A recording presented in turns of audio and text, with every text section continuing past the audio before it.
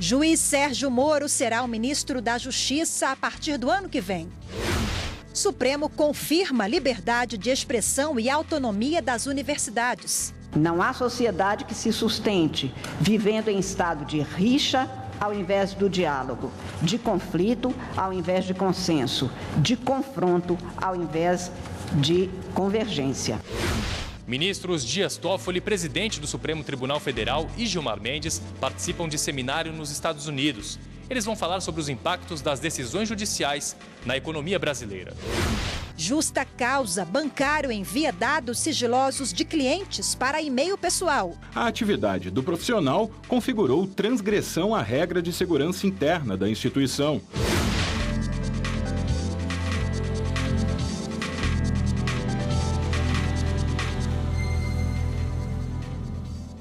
Olá, boa tarde. O juiz Sérgio Moro aceitou o convite para comandar o Ministério da Justiça no próximo governo. A decisão saiu agora há pouco, após o encontro com o presidente eleito Jair Bolsonaro. O repórter Gabriel Ciafrey tem os detalhes ao vivo e conversa com a gente agora. Gabriel, boa tarde para você. Oi, Rafaela, boa tarde para você, boa tarde a todos. É isso mesmo, viu? A confirmação saiu no fim da manhã. Sérgio Moro disse em nota que aceitou o convite pela perspectiva de combate à corrupção e também ao crime organizado. Anunciou que vai se afastar das atividades da Operação Lava Jato, mas que ela continua sob o comando de outros juízes. Tudo isso, segundo ele, para evitar possíveis controvérsias. Moro também reafirmou que vai respeitar a Constituição Federal e as leis que vigoram aqui no país. Ele está na magistratura há 22 anos e atuando na primeira instância da Operação Lava Jato desde 2014, que foi quando ela começou. Sérgio Moro é o quinto nome confirmado para a equipe do governo, no futuro governo de Jair Bolsonaro. Está prevista uma entrevista coletiva na semana que vem para que ele dê mais detalhes sobre a nova função. Rafaela, voltamos com você ao estúdio. Obrigada, Gabriel. E o plenário do Supremo Tribunal Federal manteve liminar e suspendeu ações policiais autorizadas pela Justiça Eleitoral em universidades. A sessão foi dedicada a debater o assunto e a liberdade de expressão garantida pela Constituição Federal. A decisão dessa quarta-feira referendou a liminar concedida no último sábado pela ministra Carmen Lúcia. Durante a sessão, ela criticou as decisões que autorizaram policiais a entrarem nas universidades. Não há sociedade que se sustente vivendo em estado de rixa ao invés do diálogo, de conflito ao invés de consenso, de confronto ao invés de convergência. O diálogo com o diferente faz parte. Aliás, o diferente faz cada ser humano ser o que ele é. A diferença torna cada ser humano único porque desigual em sua identidade, embora garantida a sua igualdade para a sua dignidade. Ao se manifestarem sobre o caso, ministros também argumentaram que as universidades são, por excelência, espaço para o livre pensamento, debates e troca de ideias diferentes. E ainda que qualquer tipo de censura a esses atos deve ser repudiado e representa graves violações à liberdade de expressão. A Constituição, no caso da liberdade de reunião, é muito clara. Não se exige autorização prévia comunicação só para que as autoridades públicas possam garantir a segurança, possam mudar o trânsito, possam garantir o bem-estar das demais pessoas. Mas aqui ocorreu o contrário. Nosso futuro depende do espírito de criação dos homens de pensamento, principalmente dos jovens. E não há criação no mundo do espírito sem liberdade de pensar, de pesquisar, de ensinar. A universidade, sabemos todos, e aqui já foi dito, é o espaço por excelência do debate, da persuasão racional, do discurso argumentativo, da transmissão de ideias, da veiculação de opiniões. Cenas como a apreensão de discos rígidos, de computadores, a inquirição de docentes e de discentes, esses são atos inequivocamente autoritários e incompatíveis com o país que nós conseguimos criar, felizmente, e remetem a um passado que nós não queremos que volte. A A ação contra a decisão de juízes eleitorais foi proposta pela Procuradoria-Geral da República. Universidades de pelo menos 9 estados foram alvo das operações. As ações policiais apuraram denúncias de que as instituições estariam sendo usadas para propaganda eleitoral irregular. O mérito da ação na PGR será julgado em data ainda não prevista. Os ministros Dias Toffoli, presidente do STF, e Gilmar Mendes participam hoje e amanhã de um seminário nos Estados Unidos. Durante as palestras, eles vão apresentar os impactos da ação da Justiça na economia do Brasil. É no Supremo Tribunal Federal que as principais decisões do Poder Judiciário são tomadas. Elas afetam de diversas formas a vida dos brasileiros, inclusive na parte econômica. Mesmo uma decisão que parece enfrentar um aspecto bastante singular, como, por exemplo, o reconhecimento de paternidade, tem um efeito econômico porque dali vai gerar um direito à sucessão. Outras, numa outra ponta da escala que a gente poderia colocar, são mais gerais, que dizem respeito à economia de uma maneira mais abrangente. Aí, por exemplo, as decisões sobre índices de correção em planos econômicos de FGTS, ou mesmo o caso recente que temos visto dos índices da poupança, que foram objeto de acordo, essas estão numa outra ponta. Então, nós podemos dizer que, direta ou indiretamente, em maior ou menor escala, todas as decisões judiciais produzem algum tipo de impacto econômico. Outras práticas adotadas no Brasil, como o ativismo judicial, a mediação e direito do consumidor, vão ser mostradas em um seminário realizado pela Universidade de Colômbia e a Fundação Getúlio Vargas, nos Estados Unidos. Os ministros Dias Toffoli, presidente do STF, e Gilmar Mendes vão abordar aspectos do Poder Judiciário e procedimentos adotados pela Justiça em processos que envolvem a economia brasileira. Um bancário foi demitido por justa causa depois de enviar dados sigilosos de clientes para o e-mail particular. Ele recorreu ao judiciário, mas teve o pedido negado pelo TST. A demissão ocorreu depois que o bancário enviou dados sigilosos de clientes para o e-mail pessoal dele. De acordo com o Itaú Unibanco, a atividade do profissional configurou transgressão à regra de segurança interna da instituição. O Tribunal Regional do Trabalho da Primeira Região, no Rio de Janeiro, reconheceu a causa e negou o pedido de reintegração do profissional ao quadro de empregados do banco. Em recurso ao Tribunal Superior do Trabalho, o bancário sustentou que a pena havia sido excessivamente severa e desproporcional à conduta atribuída a ele. Alegou ainda que a sentença transformou um fato isolado em conduta reiterada. Mas no entendimento dos ministros da Seção 2 de Dissídios Individuais do TST, o trabalhador descumpriu uma norma de segurança empresarial. O relator do caso, o ministro Douglas Alencar Rodrigues, observou que a atitude do trabalhador configurou quebra de confiança necessária à continuidade do vínculo do empregado com a instituição financeira e votou pela manutenção da justa causa. Eu fico a imaginar qual teria sido a motivação do trabalhador. Na era da informação digital, acervos com cadastros de clientes representam ativos valiosíssimos que podem, inclusive, ser negociados no mercado. Conhecimento de dados pertencentes a clientes, rendas, aplicações, etc., pode colocar esses próprios clientes em risco físico. A ministra Adelaide Miranda Arantes entendeu ser desproporcional a penalidade aplicada e discordou do relator. Reconheço, assim, a inadequação da penalidade aplicada, revelada pela desproporção entre a dimensão e a extensão da falta cometida e a dimensão e extensão da punição aplicada. Pontua ainda que a circunstância de haver documento identificado aqui no ID 94, 93 e 5B, no qual o autor declara estar ciente do conteúdo das diretrizes e normas constantes da política de segurança da informação e, através da qual assume o compromisso de observá-las e aplicá-las, não se mostra suficiente a ensejar infração disciplinar capaz de amparar a justa causa. No entanto, por maioria de votos, os ministros mantiveram a justa causa e negaram o pedido de reintegração do trabalhador ao quadro de empregados do banco. O Senado aprovou a indicação do desembargador Luiz José Dezena da Silva, do Tribunal Regional do Trabalho da 15ª Região, em Campinas, São Paulo, para o Tribunal Superior do Trabalho. Ele vai ocupar a vaga aberta após a aposentadoria do ministro Fernando Eis-Uono, que deixou o TST em março deste ano. O novo ministro foi indicado pelo presidente da República, Michel Temer. Luiz José Dezena da Silva ingressou na carreira de juiz do trabalho na década de 90 e desde 2010 atuava no Tribunal de Campinas. E depois do intervalo, Ctrl+C, Ctrl+V, plágio. Em primeira instância, a autora do livro e a editora foram condenadas a pagar R$20 mil ao autor e fazer retratação através da divulgação da identidade dele.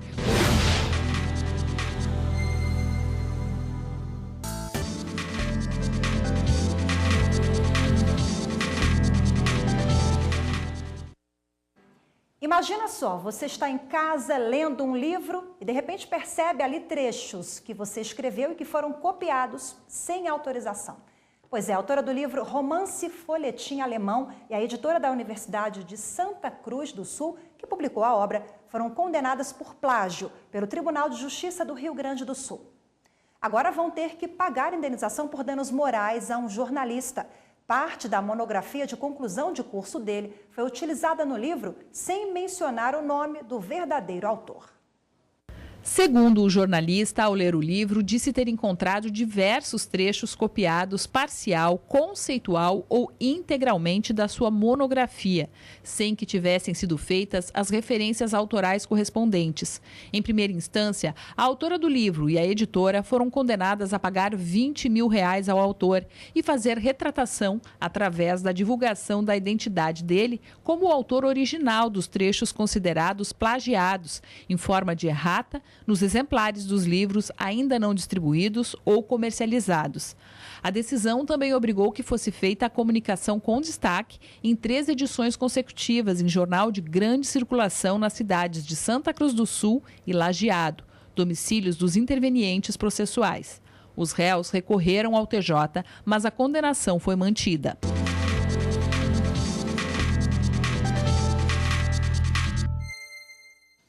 E vamos continuar no assunto agora e conversar aqui no estúdio com o advogado que é especialista em direito autoral, Eduardo Licurgo Leite. Obrigada pela participação mais uma vez.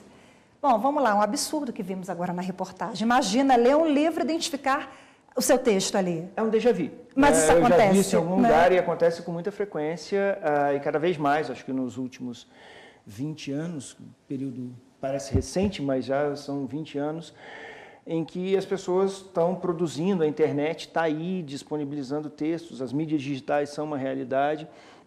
E mais do que isso, você teve uma exigência do MEC, cerca de 20 e poucos anos atrás, de que para que o aluno no curso superior se formasse, ele tivesse que produzir um trabalho.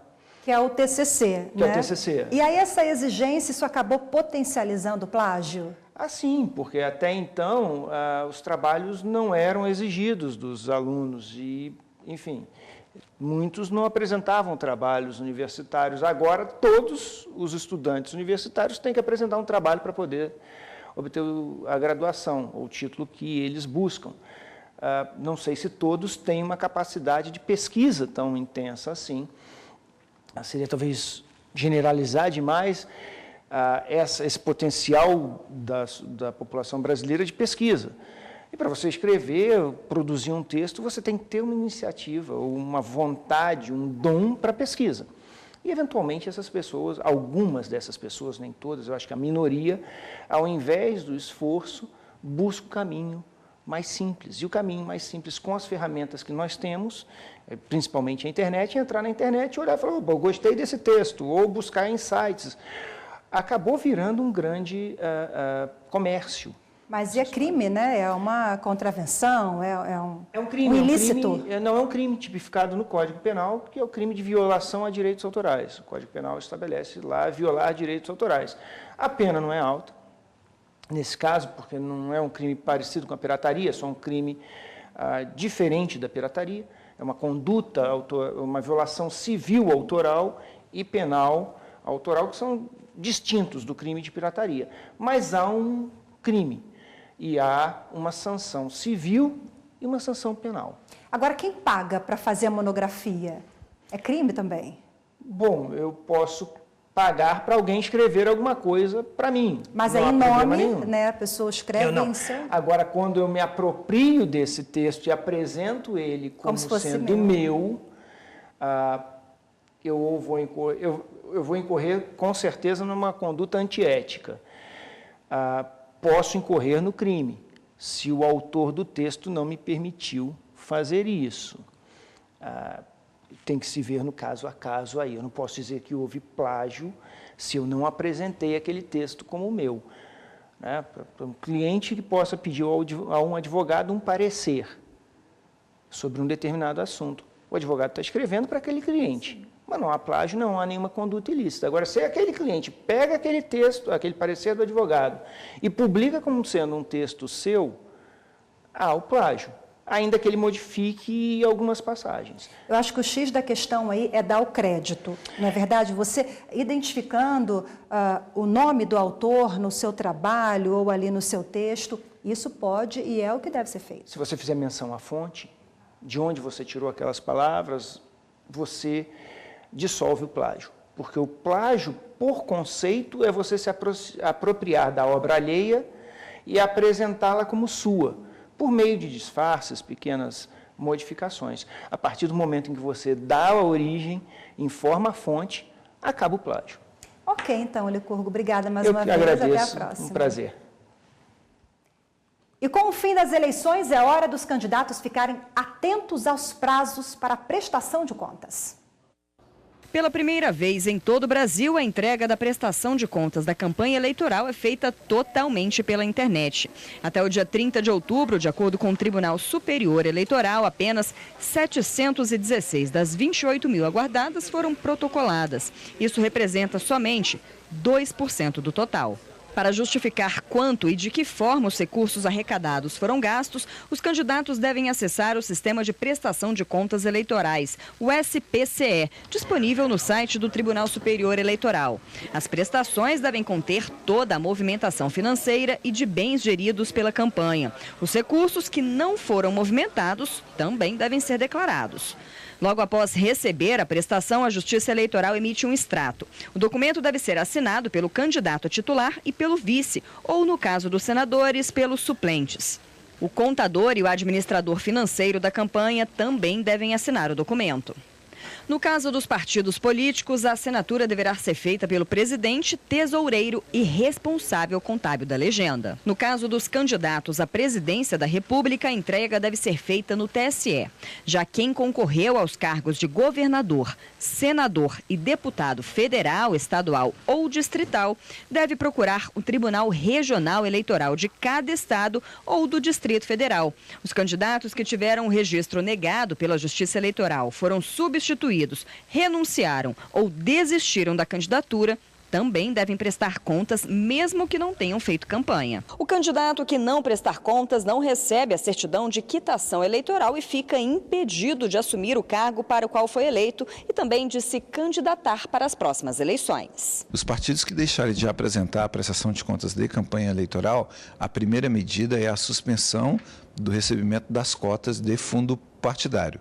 Se isso persistir até chegar ao julgamento de contas não prestadas, aí o partido tem uma sanção ainda mais grave, que é a suspensão do registro partidário. Mas para isso precisa haver o julgamento de contas como não prestadas. A data limite para quem concorreu apenas no primeiro turno é o dia 6 de novembro. Já quem disputou o segundo turno das eleições tem até o dia 17 do próximo mês para entregar as contas à Justiça Eleitoral. O mais adequado é que os candidatos e partidos possam utilizar o prazo da data de hoje até a data limite de entrega da prestação de contas para fazerem a entrega paulatinamente, de modo a evitar transtornos, filas e demora na recepção das contas no dia 6 de novembro. O TSE também disponibiliza um manual com todas as informações para a prestação de contas da campanha eleitoral. Ela está disponível no site do Tribunal Superior Eleitoral, www.tse.jus.br/eleições, sem o cedilha e sem o tio. E no próximo bloco, um avanço na proteção dos animais. A resolução ela veio a normatizar, a apresentar, exemplificar 29 atos que potencialmente são considerados como maus tratos.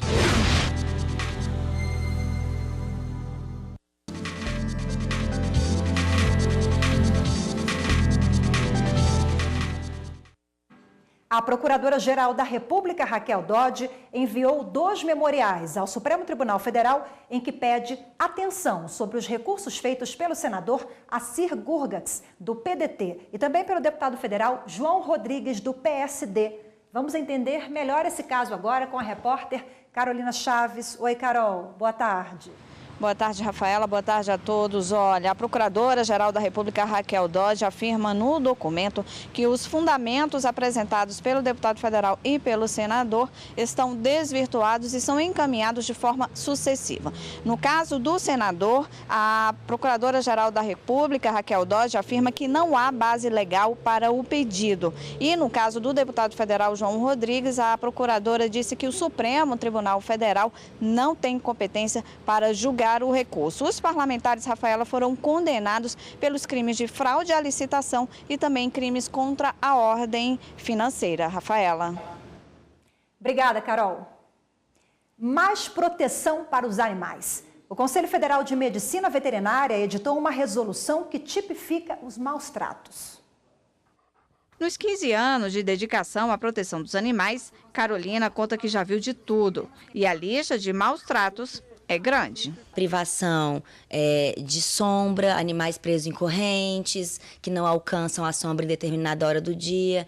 A gente tem as dificuldades com as pessoas que não querem limpar os potes de água e de ração, só trocam essa água, essa ração, mas não passam a bucha. Então, aquilo vira um foco de bactéria que causa doença nos animais, diminui a expectativa de vida desses animais.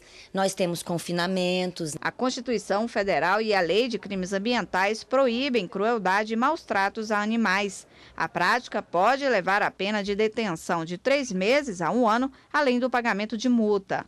As definições de maus tratos ausentes na legislação foram estabelecidas pelo Conselho Federal de Medicina Veterinária. A resolução ela veio a normatizar, a apresentar, exemplificar 29 atos que potencialmente são considerados como maus tratos. É lógico que o médico veterinário tem a possibilidade, além desses 29 atos exemplificativos que constam na resolução, ele pode verificar outros atos que podem ser considerados também maus tratos. Antes da resolução ser aprovada pelo Conselho Federal de Medicina Veterinária, o assunto foi amplamente discutido com vários setores por 3 anos, como ONGs, IBAMA e todos os conselhos regionais. A norma pode servir de orientação para a polícia, sociedade, médicos veterinários e até judiciário sobre o que são maus tratos. Agora, com essa resolução, que ela é voltada para o profissional da medicina veterinária, nós tenhamos nos laudos veterinários um embasamento maior, para que quando esses processos cheguem ao judiciário,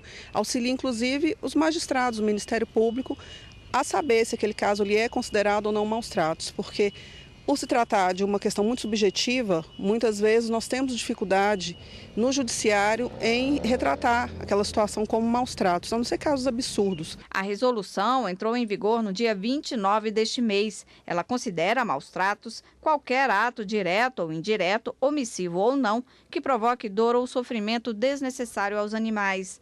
É considerado ato de crueldade quem provocar dor ou sofrimento intencional e continuamente ao animal.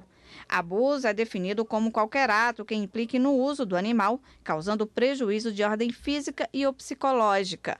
Todos terão a mesma pena definida pela Lei contra Crimes Ambientais. Para Carolina, a resolução representa um avanço na proteção dos direitos dos animais, mas ela defende um trabalho efetivo de educação e fiscalização rigorosa. Vai aumentar a coragem das pessoas para denunciar.